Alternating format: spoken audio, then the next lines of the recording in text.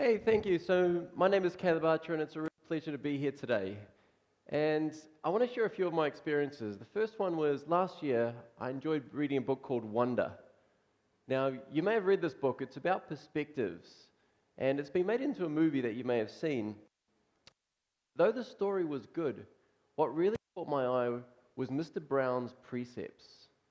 His first precept: if you have the choice between being right and being kind, choose kind. That resonated with me. It wasn't about pros and cons or weighing it up. It was about who you are. And I started thinking, how many other simple truths are there out there so profound? So I started writing my own. And being an educator, I would share them. And when I say share, I think I mean inflict, because I would write them on the whiteboards of an empty classroom. I'd put them up on my office notice board. I'd put them on coffee tables. Anywhere where I thought people would read them before they wiped them off or got rid of them. And I came up with a few of them over the year. And so for my captive audience, I'd like to share my latest one with you. It's inspired by the words of Haruki Murakami, and it says that both pain and failure, success and triumph are all inevitable. Suffering and celebration are optional. Now, if you agree with my precept, if you accept this as a simple truth, aside from the wonderful reflection on the type of people who choose to suffer and those who choose to celebrate, and I'm going to talk more about choosing to celebrate, what it also means is that you accept that success and failure are linked, that they sit in a continuum together, and that they're joined together by resilience, or some might say hard work. Now, we all know that resilience is important. We've all been told it and we've all heard it. And in fact, author Lance King and researcher Angela Duckworth actually say it's the single biggest indicator of future success. So we know it's there. We know that resilience is what separates those who give up from those who become good, the better, and the best. But it always seems like telling people that you have to be resilient is kind of like saying that the difference between winning and losing a running race is running fast. It's true, but it just doesn't seem entirely helpful. There just must be more to it. And there is. And so, after spending a life researching and doing things I would have loved to give up on, but I'm glad I never did, I believe that to be a resilient person, you need to have a few things. These include courage, empathy, motivation, and the desire to work hard. And this is not just everyday hard work. And even once you do this, this is only the resilience it takes to get you to the start line. From there, it actually takes more empathy, more hard work, more courage, more motivation to get you from the end of one race to the starting line of the next. Because for any prize worth winning, the race is long. So all of this sounds like hard work. Why do it when you could just not? And that same question has been asked by couch potatoes, 30-year-olds who are living on their parents' couches, and grade 10s for generations. And I had to ask myself that same question once. And I believe that asking yourself that question and answering it is the first step you take towards having a meaningful life of your own choosing, towards knowing yourself better and finding out what really makes you tick. So ask yourself the question. But the catch is that your answer should and will keep changing.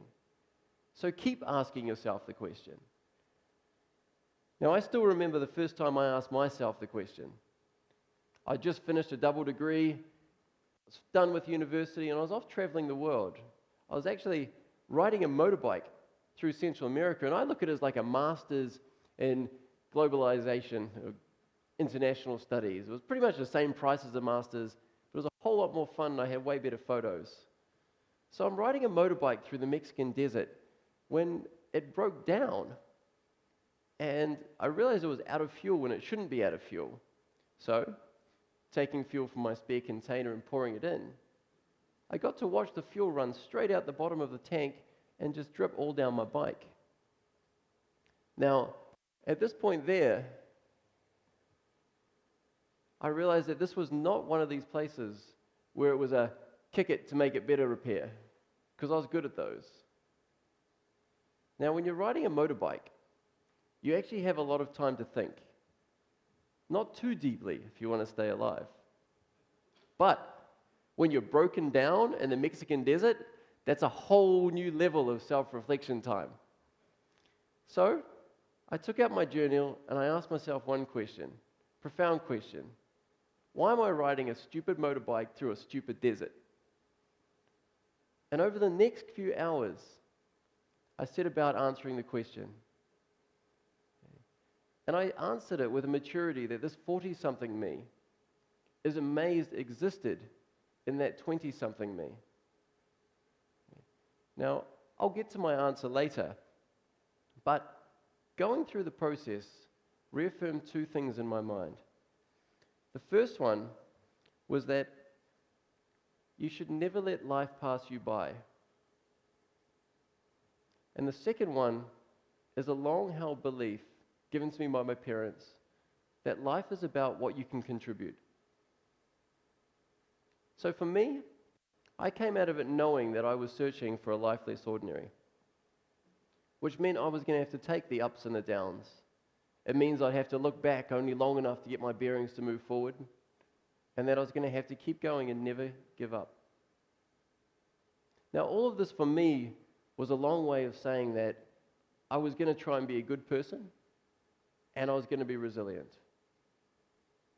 What I didn't know then was that this would mean I was going to need resilience by the truckload. That's my courage, my empathy, my motivation, my deliberate practice, my hard work. More courage, more empathy, more motivation, more hard work, and the ability to fail and succeed well. But here's where I want to look a little bit more deeply into it, because there is a difference. There's a difference between what you need to do something just to get it done and what you need in order to do difficult things well. Yeah. Now, I don't know if you have any special friends, the honest ones, the ones who tell you what they really think, not what you may want to hear. Well, I signed up for a half marathon, and I was proud of myself. So I went to one of my friends and I said, look, I'm going to do this half marathon. And he was impressed. In fact, Peter Young, a maths teacher, he said to me, I'm old and fat. I could run a full marathon. He said, you want to impress me? Tell me how fast you're going to run it. He said, then run it faster. Now that's good honesty right there. But he was right. That actually, doing something just to finish it is quite different from doing something to make a difference or have an impact. Now, just to do something, you still need to be able to see the world from different perspectives. You need to have an open mind. You need to have empathy for others. You need to be able to believe in others, which will give you the ability to believe in yourself. You also need courage. And true courage is not whether you're afraid of the dark or whether you cried in Avengers Endgame. Who cried in Avengers Endgame? Yeah. Oh, there's some hands going up. You can put your hands up. Be proud. Big boys don't cry, but real men do. I cried. Okay? What you're going to find is that courage is a foundational virtue. It's a virtue without which none of the other virtues actually mean anything. It's the thing that allows you to be vulnerable, allows you to try and to risk failure. Next is motivation. And now if you're just trying something, it doesn't actually matter what motivates you. I ran my best race time when I was just afraid a friend was going to beat me, or maybe that was ego. stubbornness, duty, guilt, just wondering what's going to happen. Any motivation will do. One of my favorite ones is because they said I couldn't do it. The one that really gets me, though, is wanting to make the most of every opportunity I have. If I'm going to pay for a run, I'm going to run fast. Why would I pay them good money so I could run slow? Now, this same motivation was the reason I signed up for a 10-kilometer run in the Fragrant Hills 2 weeks ago, which started at 10 p.m., night run. And I had no reason not to do it, so I did. And I will say that by 11:30, on a particularly steep stretch of hill, I did for a minute wish that I was a more normal person. But what would be the fun in that? Now, everyone possesses these skills. Everyone can set goals and achieve things. Everyone can be adventurous. But there is a big difference. To do more than just finish, it takes more. It takes grit. It takes focused resilience. It takes a deliberate practice. You can cross that finish line with stubbornness alone, but you will never make an impact. So when I started my teaching career in New Zealand, Daniel Loader, a 2-time Olympic gold medal winning swimmer, was coming to speak at our school. He was a local hero, and he was being interviewed by the head of school. And I'll never forget one of the answers he gave. So the head of school said to him, he said, Daniel, he said, do you still love swimming now that it's your full-time job?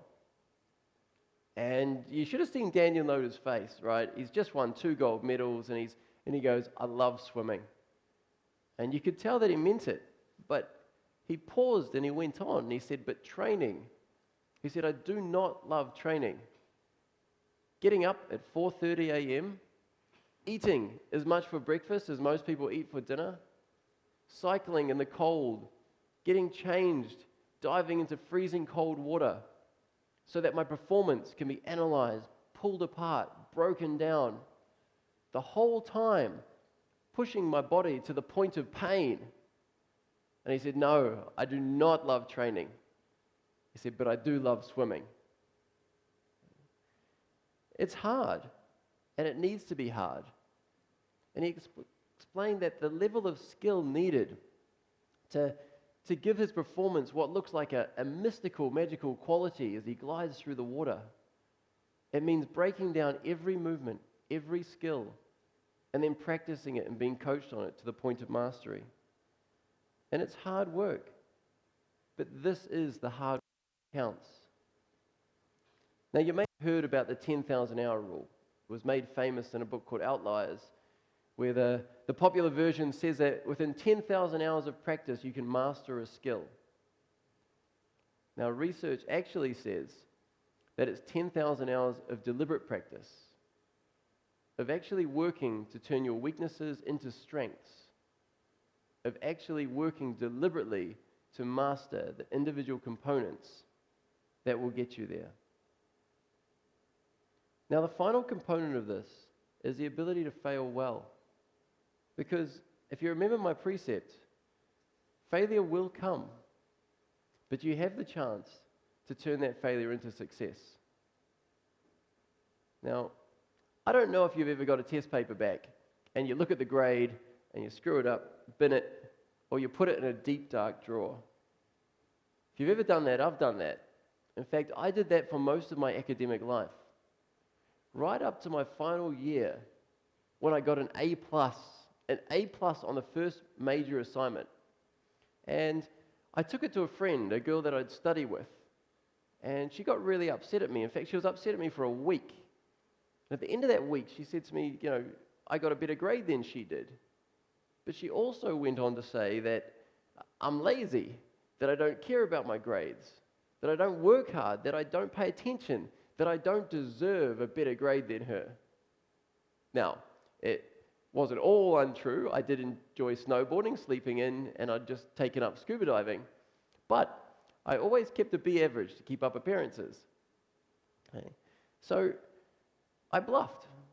I was a little bit hurt, and I said to her, hey, it's nothing.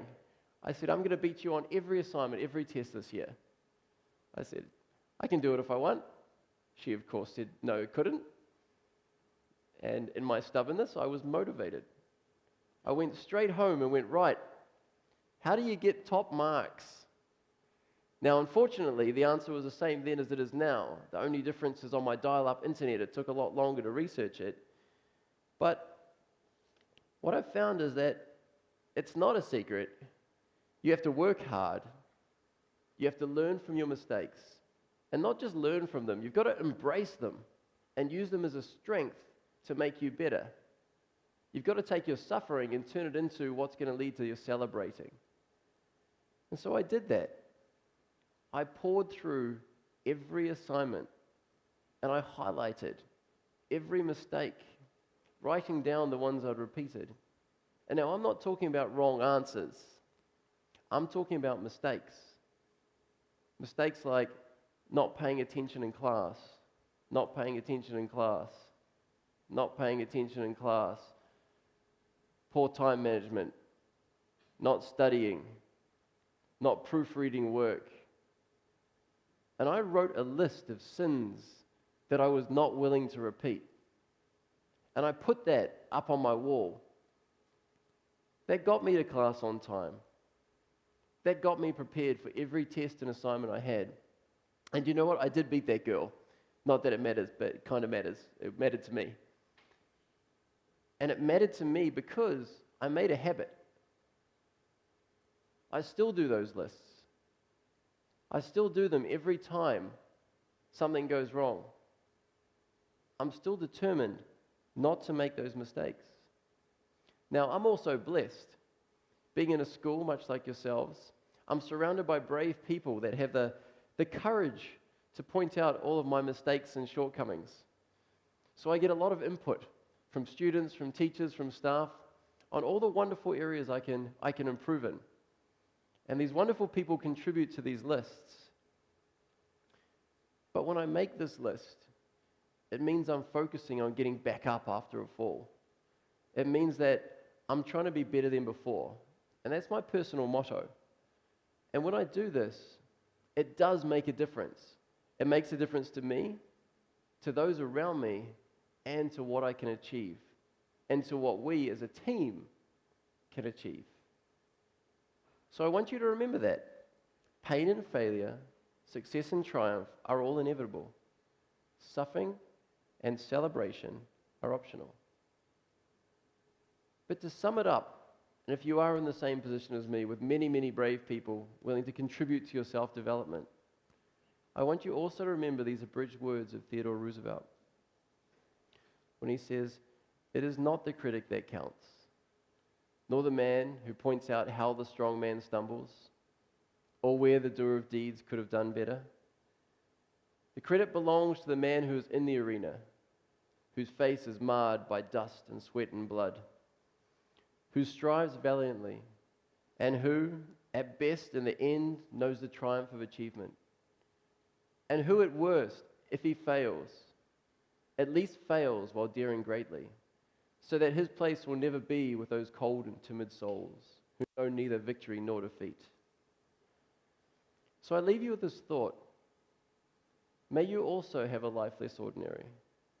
May you also dare greatly and find success. And may you also choose to celebrate. Thank you very much.